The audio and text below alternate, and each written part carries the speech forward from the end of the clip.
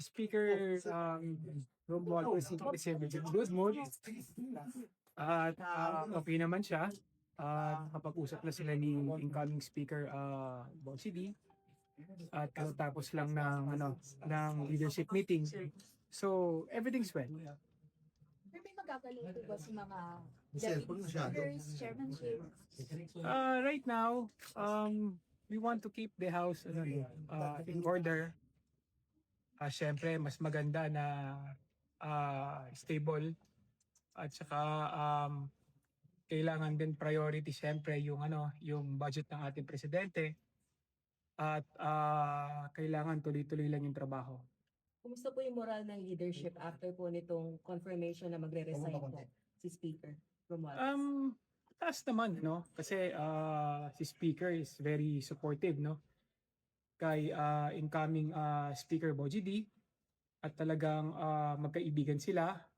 So talagang makikita mo na talagang naandun yung confidence na talagang magtutuloy-tuloy yung yung adhikain ng leadership at saka ng institution na tulungan yung ating pamahalaan, yung ating pamahalaan, especially kay Presidente BBM. So wala naman kami nakikitang problema. Di bakit si Boji D yung napapalit kay Speaker?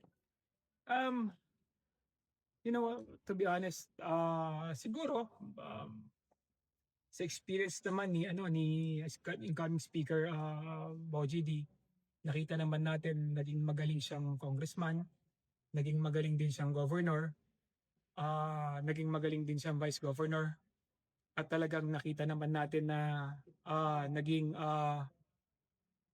stable naman, no, nung pinamamahalaan niya yung probinsya ng Isabela. Talagang maganda naman yung kanyang naging pamamalakad. Sir, what triggered the resignation? Was the speaker forced to do so? Siguro nakita rin ni speaker na actually, to tell you honestly, matagal na rin naman na nagko-contemplate si speaker, no? Dahil nakikita rin niya na masyado nang tinatamaan din yung house, yung institution, at talagang mahal din niya yung Congress. Mahal din niya yung mahal din niya yung administrasyon, lalong-lalo na administration of President BBM. So nakita rin niya na so kaya niya ginawa yung yung sakripisyo na at least to step down.